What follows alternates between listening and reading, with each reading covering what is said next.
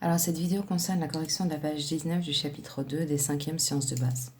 Donc, ce que je vais faire, c'est qu'à chaque fois, je vais mettre en évidence dans l'équation la modification. Et puis, je vais mettre en vert la réponse du système. D'accord? Donc, ici, je vais mettre une réponse du système. Que va essayer de faire le système. D'accord? Donc, ici, on nous dit qu'on ajoute du HI. Donc, ça, c'est la modification. Le système, selon le principe de la Châtelier, il va toujours essayer de faire l'inverse, c'est-à-dire de diminuer HI. Pour diminuer HI, pour diminuer quelque chose, il faut la consommer. Vous êtes d'accord avec moi? Pour diminuer quelque chose, il faut la consommer. Pour augmenter quelque chose, il faut le produire, selon une équation, selon une réaction chimique. Dans une réaction chimique, soit un élément est consommé, soit il est produit. D'accord? Donc, pour diminuer la quantité de quelque chose, il faut le consommer.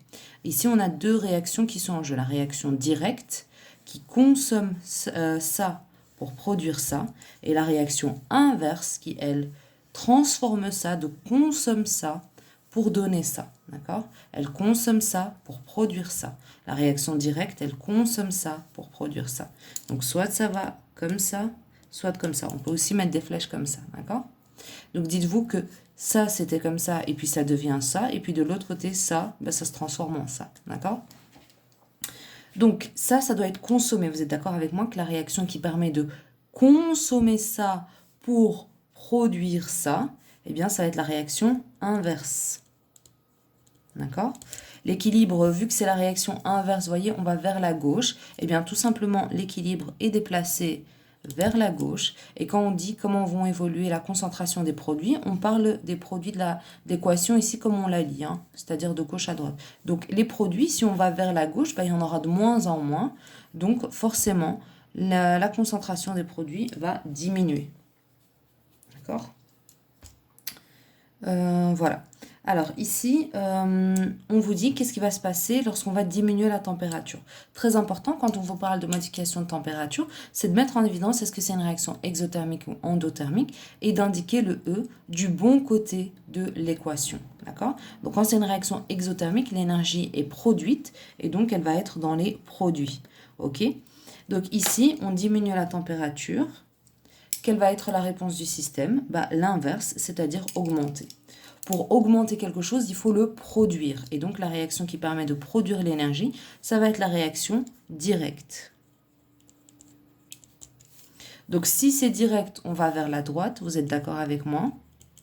Et si on va vers la droite, ça veut dire qu'on produit encore plus de produits. D'accord? La réaction directe, elle permet d'augmenter la quantité des produits. Et donc, la concentration des produits augmente. Maintenant, on nous dit qu'on diminue la pression. Alors effectivement, la pression, à l'inverse de la concentration et de l'énergie thermique où la température n'apparaît pas dans l'équation. Mais quand on nous dit diminution de pression, que va essayer de faire le système? Ça veut dire que la pression diminue. Que va essayer de faire le système? Bah, l'inverse, c'est-à-dire augmenter la pression. Augmenter la pression, la seule manière par laquelle on peut augmenter la pression, c'est en augmentant le nombre de moles de gaz. D'accord? Augmenter la pression, ça revient à la même chose qu'augmenter le nombre de moles de gaz. Donc, pour savoir qu'est-ce qu'on doit faire pour augmenter le nombre de moles de gaz, il faut compter combien il y a de nombre de moles de gaz dans les réactifs et dans les produits. Donc ici, le nombre de moles de gaz est égal et le nombre de moles de gaz est égal. Comment savoir combien il y a de nombre de moles de gaz? On regarde déjà les éléments qui sont à l'état gazeux. Ceux qui ne sont pas à l'état gazeux, on n'y fait pas attention. Donc ici, il y a I2 qui est gazeux et H2 qui sont gazeux. Ensuite, on regarde le coefficient stoichiométrique. Ici, il n'y en a pas, ça veut dire que le coefficient stoichiométrique est 1. Donc ici, on a 1 mole et ici, on a 1 mole. Au total, on a 2 moles. Ici, dans les produits, on regarde uniquement les éléments qui sont à l'état gazeux, donc c'est HI. Et pour savoir combien il y en a, on regarde le coefficient stoichiométrique. Ici, ça veut dire qu'il y en a 2. Donc, vous voyez ici que le nombre de moles de gaz à gauche et à droite est le même. Quand il n'y a pas quand c'est la même chose, d'accord, eh bien, ça veut dire qu'il n'y a aucune réaction qui va être favorisée. D'accord? C'est comme une réaction athermique. Si vous changez la température, bah, étant donné que E n'apparaît pas dans l'équation, bah, on s'en fout, quoi. Vous voyez ce que je veux dire? Donc ici, le changement de pression ne va avoir aucun impact.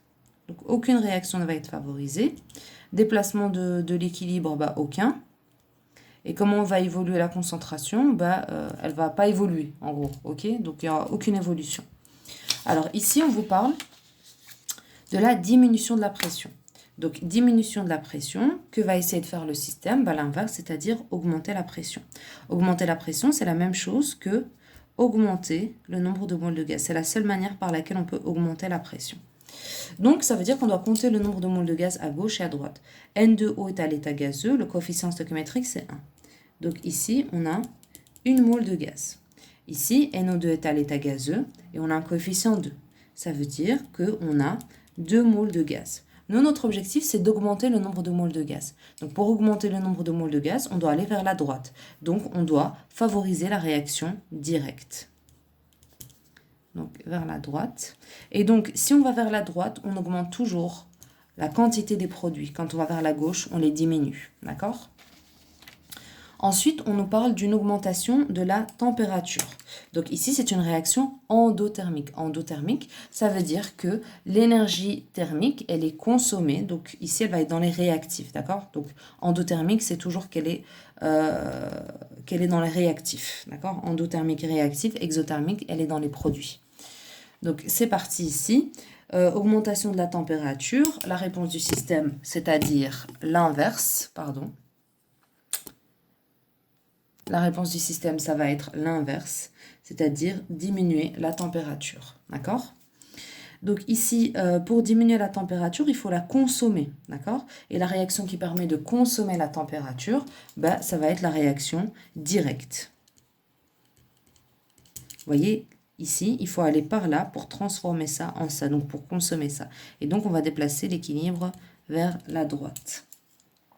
Et donc, si on déplace l'équilibre vers la droite, on augmente la quantité de produit. Alors, ici, ensuite, on nous parle de ajout de vapeur d'eau. Ok, donc ajout de vapeur d'eau, ici, quand on vous parle en fait d'une molécule ou un truc dans le genre, vous devez vous dire, ok, est-ce qu'elle se trouve déjà dans mon équation? Imaginons qu'on vous dit, par exemple, j'ajoute de l'or. Ok, mais ça n'intervient pas dans mon équation. Donc, si ça n'intervient pas dans mon équation, ça ne va avoir aucun impact sur mon équilibre. D'accord? Donc, première chose à se demander lorsqu'on vous dit on ajoute un composé ou on enlève un composé, c'est celui-ci intervient-il dans mon équation? S'il intervient, il va avoir une conséquence sur l'équilibre. S'il n'intervient pas dans mon équation, alors il n'aura aucun impact sur mon équilibre. Donc, la vapeur d'eau, on regarde ici si on a de la vapeur d'eau. Alors, ici, on voit qu'on a de la vapeur d'eau, H2O gazeux. H2O gazeux, c'est de la vapeur d'eau. Ça veut dire qu'on ajoute de la vapeur d'eau, ça veut dire que la vapeur d'eau augmente. La réponse du système, ça va être l'inverse, diminuer. Pour diminuer, il faut consommer. La réaction qui permet de consommer H2O, ça va être la réaction directe. D'accord ? Et donc, on va déplacer l'équilibre vers la droite. Vu qu'on favorise la réaction directe, on va vers la droite. Et donc, quand on va vers la droite, on augmente la quantité des produits. Ensuite, on nous dit qu'on augmente la pression. Donc, on augmente la pression. La réponse du système, ça va être diminuer la pression. C'est la même chose que diminuer le nombre de moles de gaz. Donc, il faut qu'on compte combien est-ce qu'on a de moles de gaz dans les réactifs et dans les produits. C'est parti. Alors ici, je regarde les éléments qui sont à l'état gazeux. Le seul élément qui est à l'état gazeux, c'est H2O. Et le coefficient stoichiométrique devant, c'est 1. Ça veut dire que j'ai une mole de gaz. Je regarde ensuite dans les produits. J'ai H2 qui est gazeux et CO qui est gazeux. Donc ici, j'ai un coefficient 1. Quand il n'y a rien, ça veut dire que c'est 1. Donc j'ai une mole de gaz ici plus une mole de gaz ici. Au total, j'ai 2 moles de gaz dans les produits. D'accord ? Donc 1 et 2, ça veut dire ici, je me rappelle que je dois diminuer mon nombre de moles de gaz. Donc je dois aller vers la gauche, favoriser la réaction inverse. Et lorsque je fais mon équilibre déplacé vers la gauche, je diminue la quantité. Ça diminue en fait. La concentration des produits diminue. Donc ici, je suis désolée, je n'ai pas écrit à chaque fois augmente, diminue, diminue, diminue. Mais flèche vers le bas, ça veut dire diminue, vers le haut, ça veut dire augmente.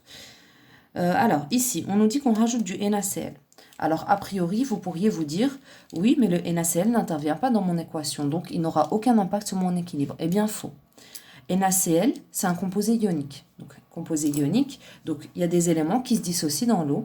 Les sels, tous ceux qui ont comme formule mix, métal et non métal. Les sels binaires, les sels ternaires, mixo, d'accord, qui ont pour formule mixo. Et on a aussi les hydroxydes MOH qui se dissocient aussi dans l'eau. Donc, demandez-vous s'il y a un des atomes présents dans la molécule qui est commun à ceux qui sont là. Et effectivement, ici, on voit qu'on a Cl et Cl. Donc, posez-vous la question, est-ce que c'est un composé ionique? est-ce qu'il va se dissocier dans l'eau? Effectivement, NaCl, formule générale et mixte, sel binaire, c'est un élément ionique qui va se dissocier dans l'eau. Donc, qui va se dissocier en Na+, et Cl-. Donc, ici, vous voyez que ce terme-là est commun avec mon équation. Donc, lorsque je vais rajouter mon NaCl dans ma solution, il va se dissocier en Na+, et Cl-, et Cl- est un élément commun à mon équation. Donc, en gros, en ajoutant du NaCl, qu'est-ce que j'ai fait? J'ai augmenté la concentration de Cl-.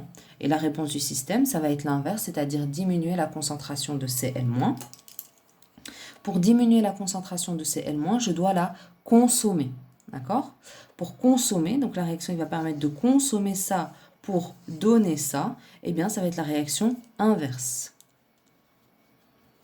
Et donc si c'est la réaction inverse, ça veut dire que mon équilibre est déplacé vers la gauche et que ma concentration des produits diminue. Alors ensuite ici on nous parle d'augmentation de la température. Donc ici c'est une réaction exothermique, ça veut dire que l'énergie va être dans les produits. D'accord? Et ici, pardon, j'ai oublié de le mettre, c'est dans les réactifs. Mais ici, comme il n'y a pas de changement de température, ça n'a aucun effet. Donc, augmentation de la température, ça veut dire qu'on augmente, l'énergie thermique. La réponse du système, ça va être de diminuer. Pour diminuer, il faut consommer. Et donc, la réaction qui permet de consommer l'énergie, ça va être la réaction inverse. Et donc, on va déplacer l'équilibre vers la gauche. Et on va diminuer la concentration des produits.